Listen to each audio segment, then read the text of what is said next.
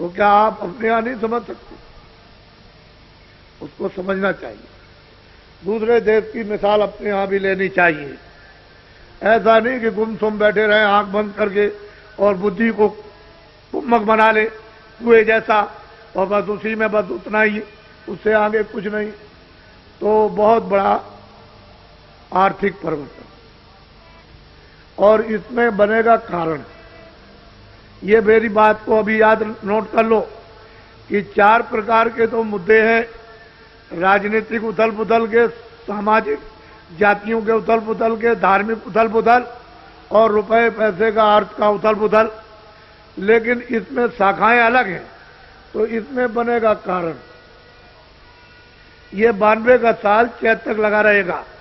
अंग्रेजी महीने से तो खत्म हो जाएगा आपका दिसंबर में, जनवरी में खत्म हो जाएगा 1 जनवरी को। लेकिन ये 92 का वर्ष जो है वो चैत तक रहेगा। इसमें बनेंगे कारण। जब कारण बन जाएगा तो बच्चों कार्य,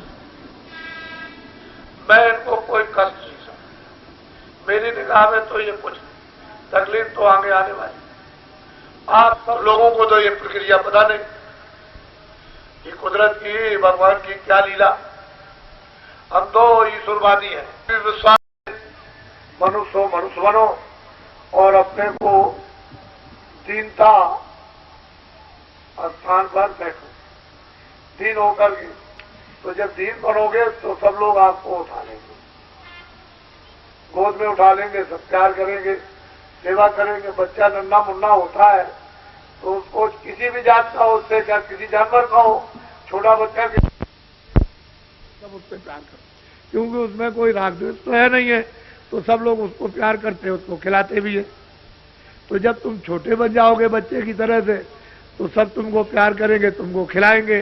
तो तुमको छोटा बनना चाहिए था। छोटे बन के तो फिर मतलब यह है कि बड़े, छोटे और बड़े बने तो बड़े से क्या होता? बड़े से होता क्या? एक चिड़ी मार चिड़िया पकड़ने वाला, वो चिड़िया पकड़ के बाजार में ले जा करके बेचता था। छोटी छोटी चिड़ियाएं पकड़ता था, बड़ी कोई नहीं पकड़ता था। बस एक पिंजरे में बड़े में ले गया और 2 आने की, 4 आने की, 2 आने की, 4 आने की, वो सब लोग आए और चिड़िया खरीद करके ले गए। तो एक बहुत चिड़ी मार, उसने कहा, अरे भाई तुम क्या देखते हो? कह लगे, भाई मैं देख रहा हूं, मुझे कोई मजदूरी नहीं मिल रही है, तुम देखते नहीं हो, ये चिड़िया ले आता है और बस आकर के यहाँ फटाफट 2-3 घंटे में बेच के चला जाता है, तुम भी चिड़िया पकड़ के ले आओ। तो वो बेचारा उसके कहने से गया, जंगल में इधर उधर देखता रहा, तो उसको देख करके चिड़िया उड़ गई, उस पेड़ से और दूर चली गई। तो एक तालाब में एक केकड़ा था, ऐसे बैठा हुआ था इस तरह से। तो उसने सोचा कि ये बहुत बड़ा भी है और मतलब यह है कि इसका दाम बहुत लगेगा।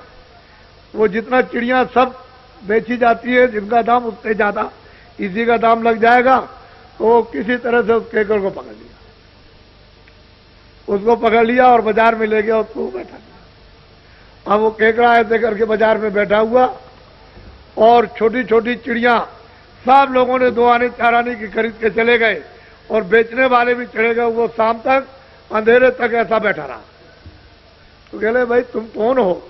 कह लगे, अरे भाई मैं तो आया था कि ये बड़ा है, एक ही पैसा दे देगा, तो मैं तो ले आया पकड़ के। इसका तो एक भी नया पैसा नहीं लगा।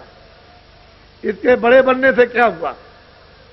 छोटी छोटी चिड़िया यानी बिक गई और ये इतना बड़ा है और ऐसा मूर्ख और बेवकूफ, इसका कोई भी दाम नहीं लगा। तो जब बड़े बन जाओगे तो आपका कोई मूल्य नहीं है। छोटे बन, परमार्थ में, मानवता में, मनुष्यता में तो छोटा बनना ही चाहिए। और छोटे बनते हैं तो क्षमा करना, अंग्रेजों के राज में जब लोग सेठ साहूकार मंडियों से जब अनाज खरीदते थे, जैसे चना है, तो मुझे एक मुनि मिले, बनी कि आप कहाँ रहते हैं? कह लगे, मैं तो बनारस रहता हूँ, मैं यहाँ अनाज खरीद रहा। क्या खरीद रहे? कह लगे, मैं चना खरीदता हूँ, मद्रास में भेज रहा हूँ। तो मैंने उनको 2-3 दिन ये मेहनत करते देखा कभी 1000 बोरा, कभी 2000 बोरा, कभी 4000 बोरा रोज मतलब है खरीदे, और रोज मतलब ये कि वो ट्रेन से भेजे। तो मैंने एकदम उनसे पूछा, मैंने कि मुनीम जी ये बताओ कि इसमें मुनाफा कितना होता होगा। कहने लगे साफ खर्चा काट के, अपना खर्चा, यहाँ का खर्चा, पल्लेदारी का खर्चा, और इसका खर्चा, और उसका खर्चा, और ले जाने का खर्चा, और वहाँ का उठाने का खर्चा, वो जितना भी खर्चा है सब काट कूट करके एक बोरे पर 4 आने बचते, 4 आने बचते बस। सब खर्चा काटने के बाद एक बोरे पर, 1 कुंटल पर 4 आने बचते, और 4 आने बचने पर भी वो करोड़पति है। तो उस समय पर कितनी मेहनत कि अच्छा से अच्छा सामान, और मतलब यह है कि ज्यादा से ज्यादा जब जरूरत हुई तो फौरन मद्रास, फौरन गुजरात, फौरन यहाँ, फौरन आसाम, और भेज दिया। और 2 आने बोरा बच गया, 4 पैसे बोरा बच गया। लेकिन वहां जनता को भूखों नहीं मरने देते थे ये लोग। आज यह है कि यहाँ पड़ोस में भी अगर चिल्ला रही हो जनता कि हम भूखों मर रहे, अनाज नहीं है, तो यहीं बगल में नहीं जा सकता, इसी जगह। तो एक सेठ साहूकारों का प्रबंध और एक इनका प्रबंध, जमीन आसमान का अंतर। ये चिल्लाते रह जाए रेडियो अखबार पर, और मौके पर वहां कुछ भी न जाए, और ये कहते हैं कि वो तो पहुंच गया, तो जनता को चकमा दिया, धोखा दिया, पहुंचा ऊंचा कुछ नहीं। तो पहले सेठ साहूकार इस तरह की सेवा करते थे। और कोई आया, सेठ जी आप बहुत बड़े हैं, आप बड़े दयालु हैं।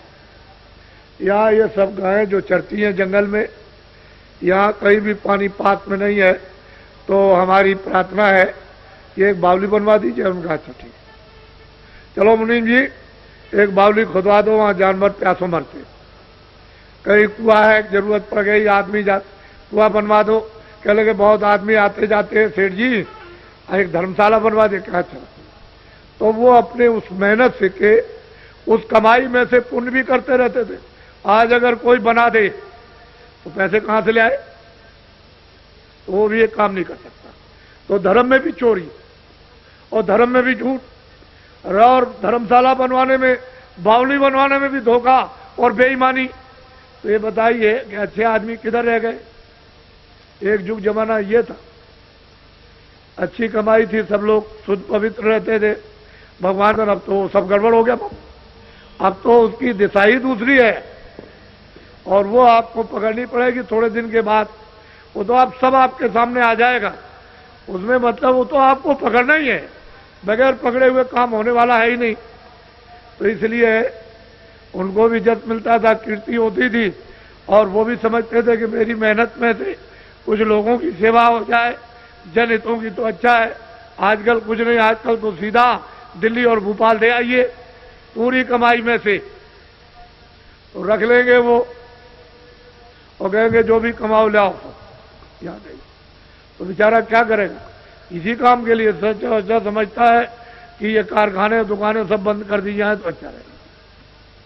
तो अभी ये दोषी, जनता कहती है ये दोषी, बदला कहते वो दोषी। तो ये सब बातें जो है अनर्गल, अनविचार, विवेक में कोई चीज जानकारी में नहीं, जो जैसे आया वो पकड़ा आपने, उसकी दिशा वगैरह कुछ नहीं, बस चिल्ला रहे सबके सब। तो असल में पूरा का पूरा माहौल ही बिगड़ गया। अब धीरे धीरे आपको इस तरफ लाया हूं, और इसमें ये चीज वहां तक पहुंच जाएगी, जंगलों तक। अब ये जंगलों के लोग भी चल पड़े और अपने आप को बदलने लगे। कितने कितने डकैत और चोर जो सरनाम थे, उन्होंने सब अपने अट्टे कट्टे, बंदूक, राइफलें बाहर की, ये वो सब उठा करके जमीन में गाड़ दी, और अच्छे सज्जन बन के भगवान का भजन कर लिया। तो कहने लगे मुझे महाराज अब कुछ नहीं करना, मैंने जो कुछ भी दुनिया में किया था सब कर लिया। अब तो मुझे अपने किए हुए की क्षमा याचना करनी है, पश्चाताप।